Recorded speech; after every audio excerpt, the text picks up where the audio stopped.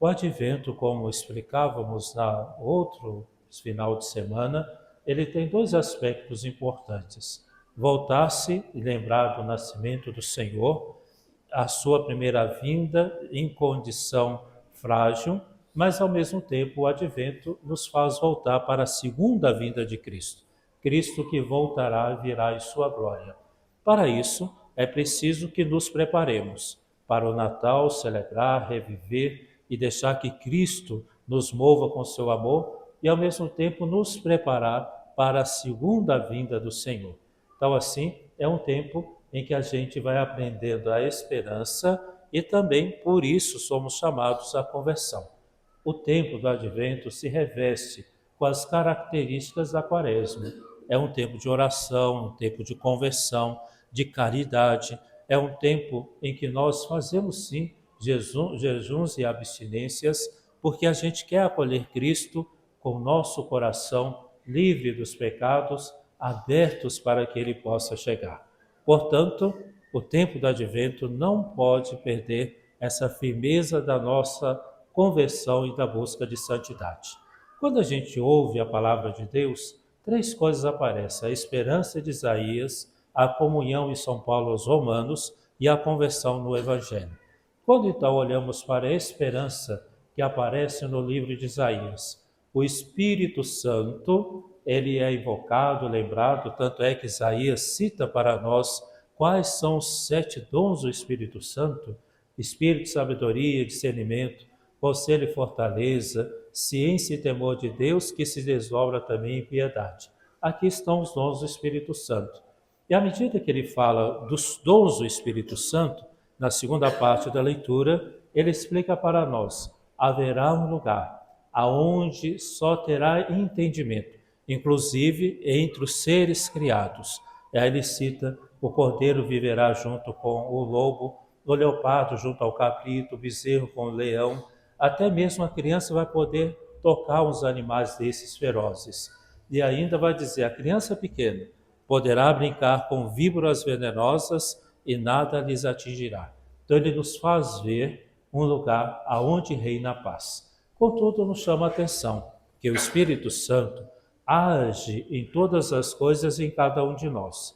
E aqui, quando ele fala que os animais, que são seres que agem por instinto e segundo a necessidade, passarão a viver em paz, significa que a ação do Espírito Santo é capaz de produzir bondade até onde tem só instinto. E nós podemos pensar de cada um de nós. Instintivamente, podemos ser pecadores, podemos fazer coisas inimagináveis. Passamos o limite da prudência e começamos a fazer coisas sem medida alguma. Por isso, então, que a gente pede: vinde, Espírito Santo, ajuda-me, ilumina minha inteligência, torna forte meu coração, para que eu não seja como um animal, sem freio, sem cabresto, que eu não tenha ações que são irracionais, que eu não haja só pelo jeito animalesco, com violência ou instintivamente. Então, assim, a visão que nós vemos de um futuro das coisas ordenadas, que seja também da nossa vida: encontrar paz, agir sob a força e guiados pelo Espírito Santo. São Paulo aos Romanos diz claramente: acolhei-vos uns aos outros, assim como Cristo vos acolheu. E aqui somos chamados à comunhão. E a comunhão não se trata de tornar as coisas planificadas ou iguais, mas é como nós conseguimos estabelecer um amor sincero um pelos outros. O princípio da comunhão é a Santíssima Trindade. Pai, Filho e Espírito Santo vivem no céu juntos. Esse é o princípio primeiro da comunhão. A comunhão nos coloca numa relação atemporal e sem limites, porque a comunhão dos santos, nós que aqui estamos somos santos, se não tiver pecado grave, nos unimos aos nossos irmãos mais velhos na fé, que são santos, Santo Antônio, São José, nos unimos a eles. E ao mesmo tempo, ela não tem limites, porque onde quer que estejam pessoas lutando, levando Cristo, estaremos em comunhão com eles. Então, assim, São Paulo diz: devemos apreciar a comunhão, essa comunhão que vem de Deus, a comunhão entre nós, e por isso, então, provocar comunhão. Estamos próximos à festa de Natal. Há muitas famílias que estão em dissensões, desentendidos, brigados com um com o outro, ou mesmo pessoas amigas. Quanto é custoso e penoso pensar numa festa de Natal que venha reunir a família. Quantos já sofrem em imaginar que terão que fazer isso por obrigações morais? E é porque falta comunhão, está faltando reconciliação. Portanto, não é um caminho fácil, mas devemos começar pela oração e colocar disposições para que voltemos à comunhão e convivamos, a começar pela nossa casa. E no Santo Evangelho, o tema é da conversão. São João Batista, na sua pregação, diz: convertei-vos, porque o reino dos céus está próximo. João Batista, ele assume o que nós chamamos de profetismo, que eu e vocês, todos nós batizados, temos o profetismo pelo batismo. O que é o profeta? É aquele que anuncia o bem e denuncia o mal. Então, para que alguém se converta, a gente precisa anunciar, precisamos dar esperança, mas também denunciar. Me recordo de um padre, era criança quando ele faleceu, padre Sebastião Tirino. Então, contam que quando ele ia fazer a encomendação de algum corpo, ele se colocava na frente e no rito está dito lá assim: o Senhor que te chamou, ele te receba. E ele mudava isso de vez em quando. Ele chegava perto da pessoa, olhava para jogar água benta: o Senhor que te chamou, ele te receba. Mas repentinamente tinha vez que ele dizia assim: o Senhor que te chamou, e ele te receba. O pessoal pensava: esse deve ter aprontado, né? Ninguém sabe, né? Mas de todo jeito é isso. Tem hora que a gente vai ter um tom de alguém que vai transmitir esperança. Olha, o reino dos céus está próximo, coragem, não fica triste, levanta, vamos lá, estou aqui ao teu lado. Mas para outros a gente vai dizer assim: o reino de Deus está próximo, fique esperto, vai chegar a qualquer momento. Você está achando que tem todos os dias da vida? Me recordei também de um menino lá da paróquia Nossa Senhora da Conceição. Ele tem uma bisavó e a bisa ficou muito doente. E ele soube e resolveu não ir ver a bisa. Ele estava com medo de ver a bisa no quarto. E o pai disse: não, você vai, nós vamos lá, você vai pedir a bênção para a bisa. Aí chegou o domingo, lá foi ele relutante.